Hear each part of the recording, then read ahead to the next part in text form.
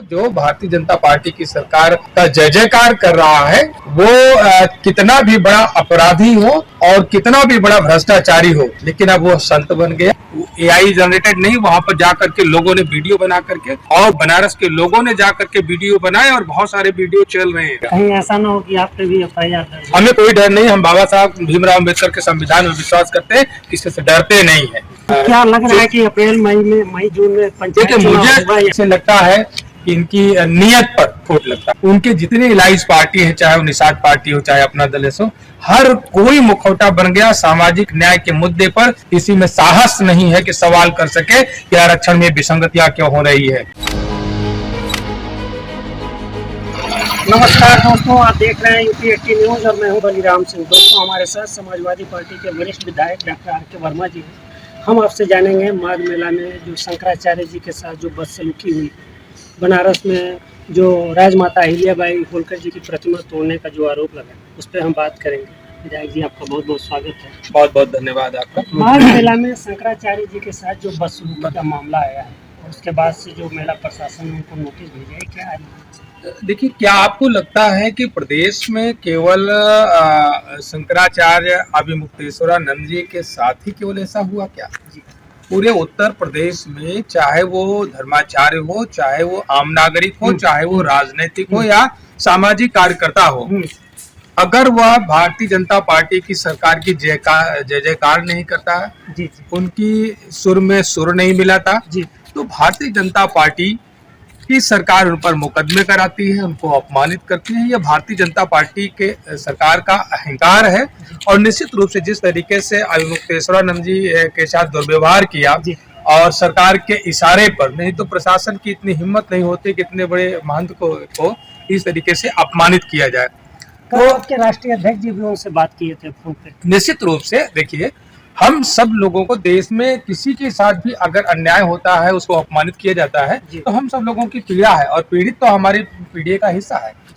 पीड़ित हमारे पीढ़ी का हिस्सा है, तो हम वैसे भी जिसके भी साथ अन्याय अत्याचार हो, किसी भी जाति किसी भी मजहब से हो, हम लोग समाजवादी लोग उसके साथ खड़े नजर आते हैं। तो उसी के क्रम में हमारी राष्ट्रीय अध्यक्ष ने भी बात किया था और हम सब लोगों की सहानुभूति है और निश्चित रूप से सरकार से हम लोग जवाब इसका जरूर लेंगे। एक महंत शंकराचार्य के साथ एक संत के को आरोप लग रहा है, वीडियो वायरल हो रही है कि उनको घसीटा जा रहा है। निश्चित रूप से वो एक संत नहीं, उनके शिष्य थे और दांडी गुरु थे, वो थे महाराज थे।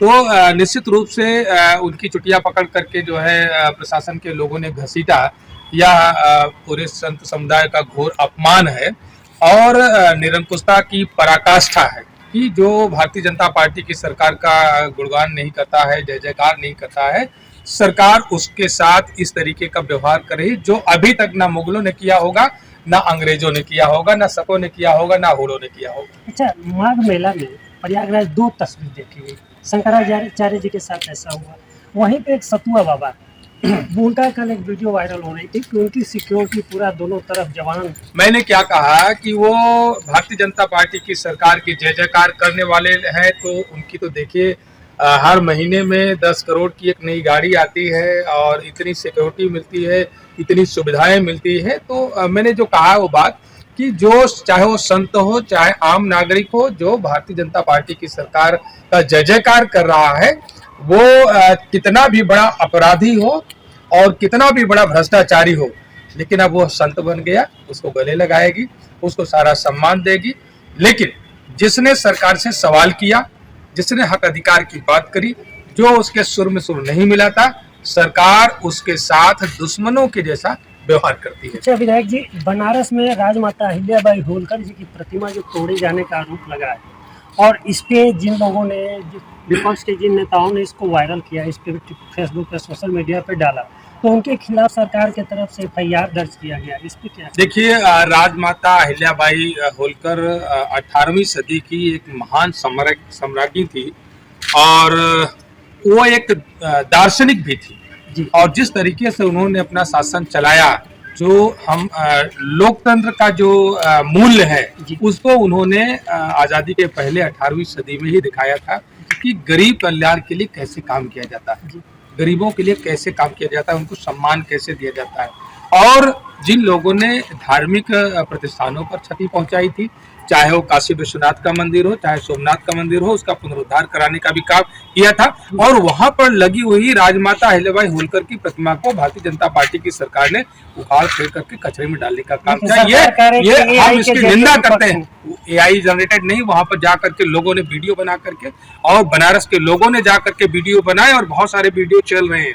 तो एक आदमी की बात नहीं है, ये सरकार झूठी है, ये झूठ बोलने वाले लोग हैं। ये भारतीय जनता पार्टी के लोग अहंकार में हैं और निश्चित रूप से 2027 में इनको परिणाम मिलेगा। कहीं ऐसा ना हो कि आप पे भी FIR दर्ज हो। हमें कोई डर नहीं, हम बाबा साहब भीमराव अम्बेडकर के संविधान में विश्वास करते हैं, किसी से डरते नहीं है। अच्छा, SIR की प्रक्रिया अभी चल रही है।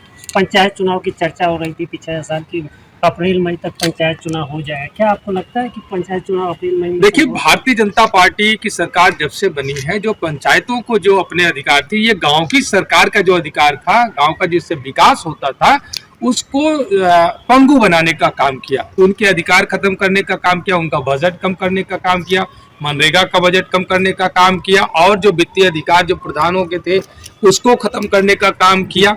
तो अभी तो आशंका इस बात की है कि सरकार ये कब पंचायत चुनाव कराएगी। अभी तक आरक्षण के लिए जो कमीशन बनाना चाहिए था सरकार को, अभी तक कमीशन तक नहीं बनाए हैं। और मैंने प्रमुख सचिव पंचायती राज से अपनी कमेटी में पूछा कि भाई आप लोग प्रक्रिया नहीं करा रहे हैं, क्या बात है, आपकी मंशा क्या है, समझ में नहीं आ रहा। तो प्रमुख सचिव स्वयं कह रहे हैं कि सर मेरे मुंह से कुछ मत सुनिए, मैं कुछ भी कहने में सक्षम नहीं हूँ। और तो क्या लग रहा है कि अप्रैल मई जून में पंचायत चुनाव होगा? देखिए अभी तक अगर अप्रैल में चुनाव कराना है तो उसके लिए जो एक निर्धारित प्रक्रिया है उसका कंप्लायंस होना चाहिए। वह प्रक्रिया अभी स्टार्ट ही नहीं की गई, तो इससे लगता है कि इनकी नीयत पर खोट लगता है। अच्छा, एक आखिरी सवाल है। भारतीय जनता पार्टी के सहयोगी ओम प्रकाश राजभर जी ने राष्ट्रीय सुहलदेव सेना बनाया और उसका ट्रेनिंग उन्होंने आजमगढ़ में दिया। आजमगढ़ आपका गढ़ माना जाता है। देखिए, एक RSS जो देश का बंटाधार कर रहा है, जिसको जो है सरदार वल्लभ भाई पटेल ने जो 4 फरवरी 1948 को प्रतिबंधित करने का काम किया था, आज उसी के नाम पर एक दूसरा संघ उन्होंने जो बनाया है, मुझे लगता है कि जो काम उस संघ कर रहा है वही काम उनके लिए वो करेगा। फिलहाल हम लोग ऐसे संगठन पर विश्वास नहीं करते हैं। हम लोकतांत्रिक लोग हैं, जो करते हैं वो दिखाते हैं। वो आपके घर में हुआ है, वो हमारे घर में हुआ की बात नहीं हो तो गठन कहीं भी कर लें, लेकिन ओम प्रकाश राजभर का राजनीतिक अस्तित्व खतरे में है, क्योंकि उनका समाज, राजभर समाज, उनके मुखौटे को भी देख चुका है कि भारतीय जनता पार्टी की सरकार के गठबंधन में जो भी आया वो केवल मुखौटा बन गया। उनके जितने इलाइज पार्टी है, चाहे वो निषाद पार्टी हो, चाहे अपना दल हो, हर कोई मुखौटा बन गया। सामाजिक न्याय के मुद्दे पर किसी में साहस नहीं है कि सवाल कर सके कि आरक्षण में विसंगतियां क्यों हो रही है। ये उत्तर प्रदेश के 34 विश्वविद्यालयों में आरक्षण और नियमों की अवहेलना की हो रही है, ये कोई सवाल नहीं कर सकता है। यहाँ पर जितनी भी नियुक्तियां हुई, जितनी भर्तियां हुई है, उसमें आरक्षण अधिनियमों का पालन नहीं किया गया, लेकिन एक भी allies party Bharatiya Janata party की सरकार की सवाल नहीं कर सकती है। तो ये प्रदेश को पता चल गया, ये लोग सामाजिक न्याय के मुद्दे पर इनका जन्म हुआ था और अपने निहितार्थ राजनीतिक व्यापार कर रहे हैं। ये सामाजिक न्याय के मुद्दे को भुला चुके हैं। जब ये अपने पार्टी के मंच पर आते हैं तो गला फाड़ फाड़ कर सामाजिक न्याय की बात करते हैं, लेकिन जैसे ही सरकार के पास जाते हैं सिर झुका करके खड़े हो जाते हैं।